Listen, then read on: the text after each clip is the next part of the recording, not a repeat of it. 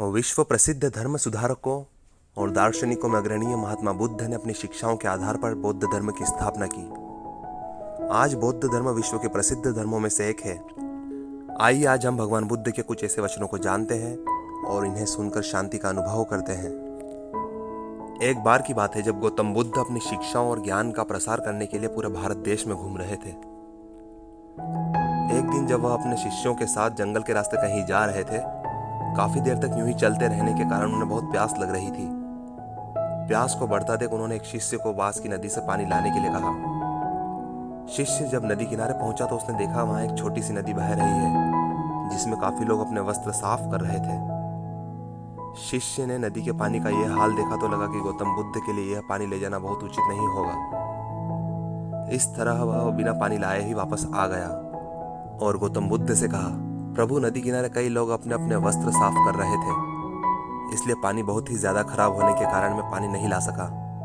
गौतम बुद्ध ने शिष्य की बात सुनी और दूसरे शिष्य को पानी लाने के लिए भेज दिया। जब दूसरा शिष्य पानी लाने के लिए नदी किनारे गया तो उसने देखा कि नदी में कुछ किसान अपनी अपनी गायों को नहला रहे थे, जिससे पानी काफी ज्यादा मैला हो गया था।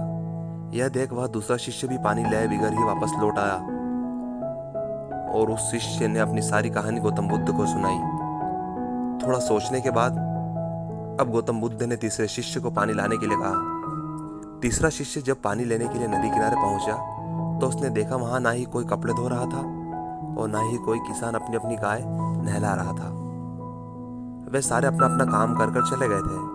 थोड़ी देर रुकने के बाद तीसरे शिष्य ने देखा सारा गंदा पानी धीरे धीरे नीचे बैठ गया और ऊपर फिर से निर्मल और स्वच्छ पानी रह गया। फिर मटका भरकर वह चल दिया।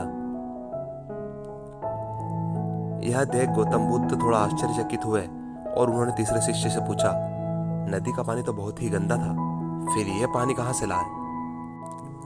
शिष्य बोला, हाँ गुरुजी, उस नदी का पानी तो बहुत ही ज्यादा खराब था, पर जब सभी वहां से अपना कार्य खत्म कर चले गए तब मैंने वहां कुछ देर ठहरकर पानी में मिली मिट्टी की नदी के तल में बैठने का इंतजार किया। जब मिट्टी नीचे बैठ गई तो पानी साफ हो गया, वही पानी लाया हूं गुरुजी। महात्मा बुद्ध शिष्य का यह उत्तर सुनकर बहुत ही खुश हुए तथा अन्य शिष्यों को शिक्षा दी कि हमारा जीवन भी नदी के जल जैसा ही है। जब हमारे मन में भारी उथल पुथल मच रही हो तब थोड़ी देर धैर्य रखकर जीवन जीना चाहिए।